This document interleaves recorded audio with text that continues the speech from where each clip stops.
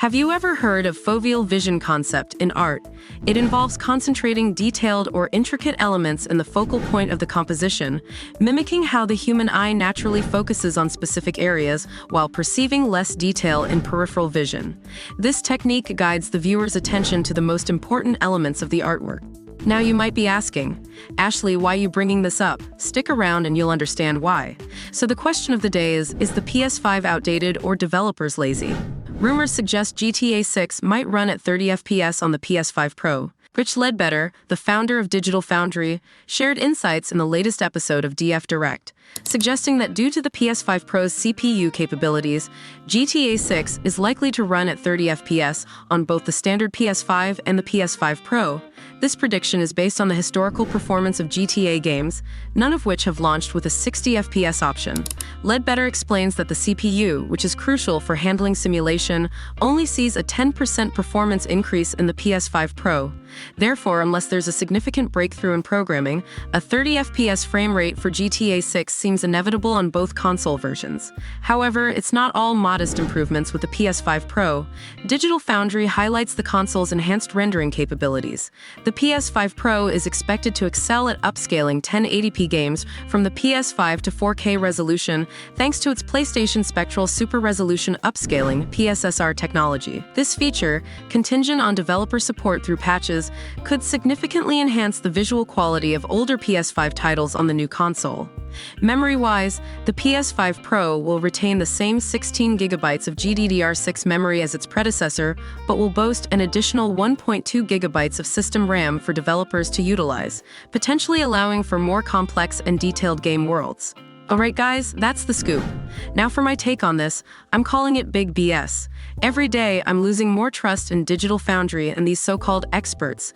I'm not an expert, and I've never claimed to be one, but I'm also not stupid. The more I watch and read Digital Foundry's content, the more I realize they're just throwing around fancy words and bending numbers.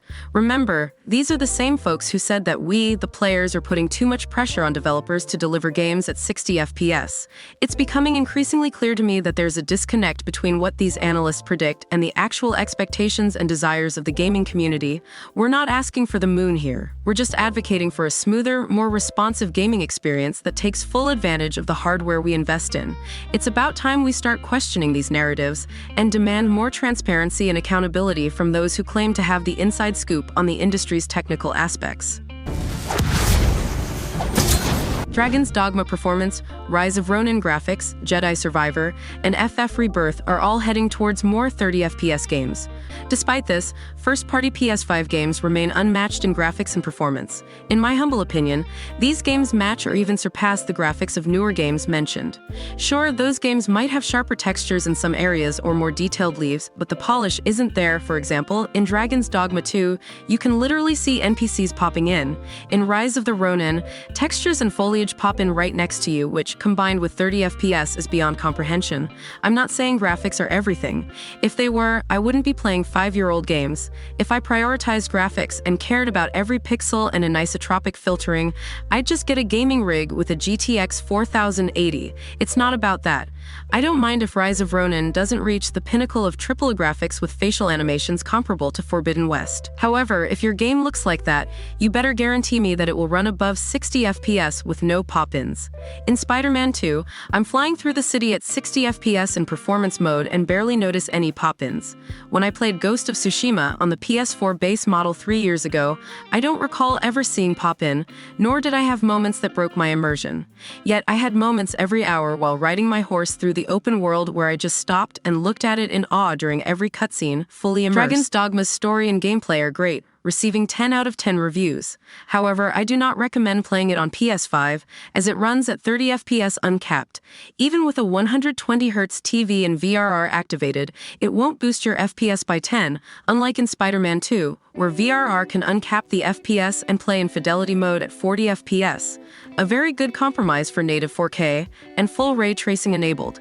Developers can claim it's not possible due to certain textures and on-screen activities, but they should stop treating people as if they're naive. believe. Consider how much is happening on the screen in Forbidden West when you fight 5 machines plus a big machine boss and human enemies, yet it stays at 60 FPS. The same goes for Spiderman 2. In my late-game footage, I don't see frames dropping. The Last of Us Part 2 on PS5 showcases photorealism at its best, with highly detailed environments, facial animations, clothing quality, all running at 60 FPS. I don't believe the PS5 is outdated. It seems developers or perhaps publishers are rushing to release games, then daring to claim the game is so demanding due to everything happening on screen. Rumors about GTA 6 suggest it might struggle to run at 60 FPS on the base PS5, given its level of detail and scope. If a game can achieve 60 FPS on the PS5, it should at least match GTA 6's graphical quality and scope. And this is where Foveal concept comes in. In video game development, this principle is applied quite strategically to enhance both the visual appeal and performance of games. Here's a closer look at how it's done.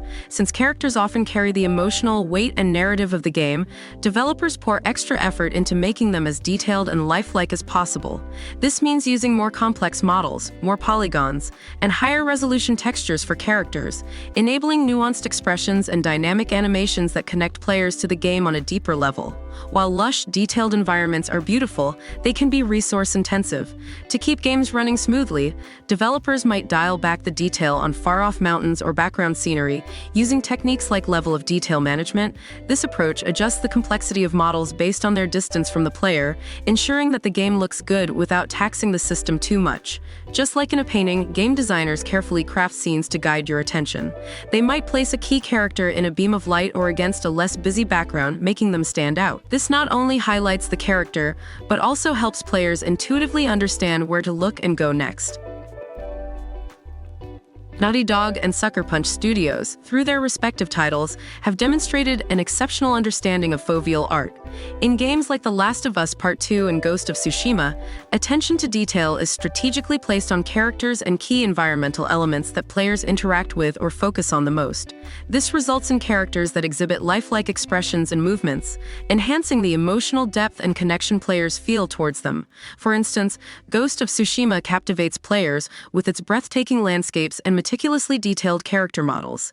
The game prioritizes the detailing of protagonist Jin Sakai and the key NPCs, ensuring that facial expressions and movements are as realistic as possible.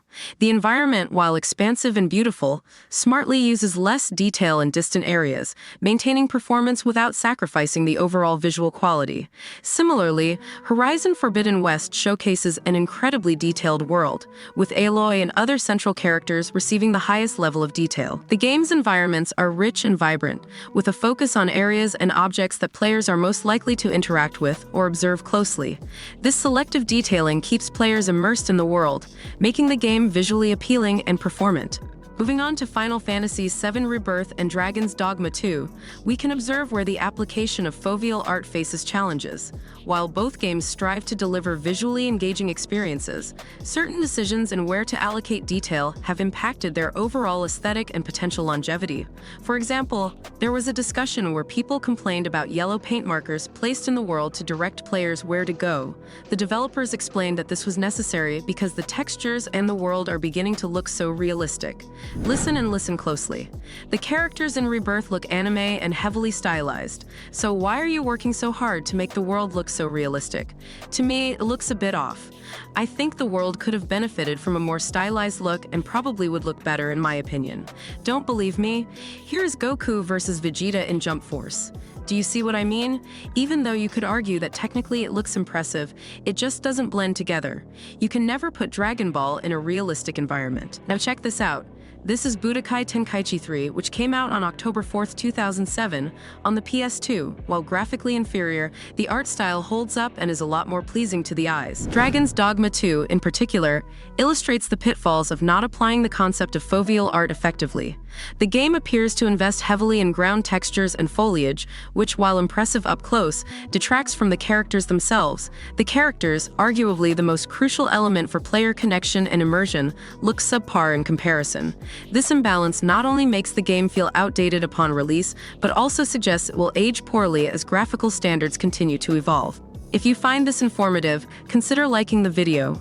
These videos take a very long time to make, and a like on the video goes a long way. Alright, let's move on.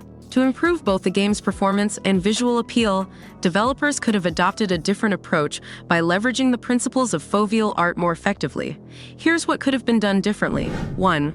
Prioritize character detailing. By focusing more resources on enhancing character models and animations, developers could ensure that characters stand out with crisp, detailed visuals.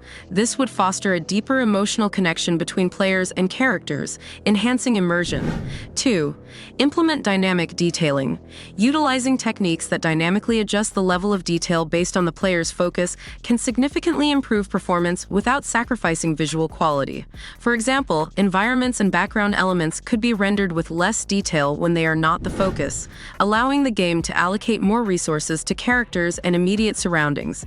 By understanding how players' eyes move across the screen, developers can strategically place high-detail elements where they are most likely to be noticed, while simplifying less critical areas. By applying these strategies, developers of Dragons Dogma 2 could have not only improved the game's performance, but also its overall visual presentation. While we're on the topic of graphics and performance, trust me guys, I read your comments. I reply to almost all of them, and you know I don't filter them out. Even the bad ones are there. Now, having said that, this part is inspired by multiple comments on the video. Are graphics evolving backwards? The gist of the comments there is, it's not all about graphics, it's about deep gameplay mechanics. Well guys, the reviews are out for Rise of the Ronin. I won't lie, they're mostly favorable, but all of them say it doesn't have the polish of Ghost of Tsushima, and it doesn't have the combat polish of Neo and Elden Ring. My point? It's exactly what I said before the reviews came out. Now, I don't want to keep ranting on the game. I want to showcase some insanely ambitious games coming out soon, starting with Chrono Oddesay.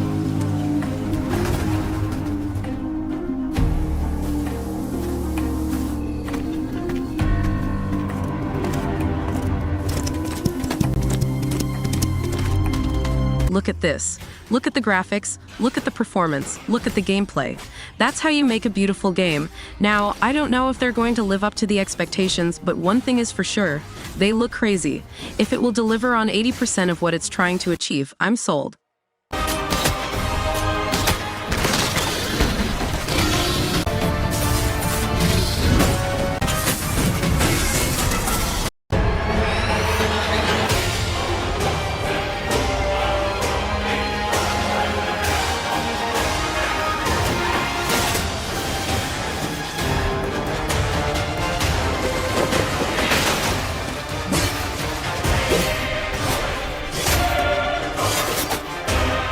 Black Myth Wukong, an eagerly anticipated action role-playing game by Chinese developer Game Science, draws its inspiration from the classic 16th-century Chinese novel, Journey to the West. Slated for release on August 20, 2024, the game initially sparked widespread skepticism with its first trailer, which appeared almost too good to be true. I too shared in the skepticism. However, subsequent trailers have been released, each building upon the last and steadily amplifying the excitement and anticipation for the game. One thing is certain, there is a growing hype surrounding this game, capturing the attention of gamers worldwide and promising an epic adventure steeped in rich mythology and breathtaking visuals. Stellar Blade is shaping up to be an exceptionally good-looking game, and you can dive deeper into its world through my 1-hour demo gameplay, available on the channel. Set to launch next month, specifically on April 26th, Stellar Blade has garnered attention for its visual appeal and gameplay mechanics. In a recent interview with the German language site Play3.de, the developers at ShiftUp shared insights into how they plan to leverage the PS5's hardware specs to enhance the gaming experience. According to game director Hung Tae Kim, the PS5's capabilities have enabled the team to aim for a default frame rate of 60 FPS, ensuring smooth gameplay that players will appreciate. Technical director Dong Ji Lee elaborated on the graphical options that Stellar Blade will offer, which are accessible at any time during gameplay. 1. Performance Prioritizing Mode. This mode focuses on delivering smooth gameplay at 60 FPS, ideal for those who value fluidity in their games. This mode is good enough for me. 2. Resolution Prioritizing Mode, basically 4K at 30 FPS. 3. Balanced Mode. This one will probably be an uncapped frame rate infidelity mode that will probably average somewhere between 35 to 45 FPS, and it'll have a more variable resolution. Not sure about this one. We'll just have to wait and see. Kim also highlighted how Stellar Blade will utilize some of the unique features of the PS5, such as the touchpad and adaptive triggers on the DualSense controller. He mentioned that Sony provided significant technical support during the game's development, which was invaluable for Shift-Up. And of course we got this beauty. Just look at this game, it's insane. Crimson Desert is an upcoming single-player RPG being developed and published by Pearl Abyss, the creators of the extremely successful MMO Black Desert. The game has generated tons of hype, from looking like the merged creation of 15 different RPG games, fittingly giving it the title of Assassin's Fantasy 15, Elder Witcher's Scrolls of Tsushima. Seems a little Witcher-ish, a little Dragon Dogma-esque. There's even some Grand Theft Auto DNA in there.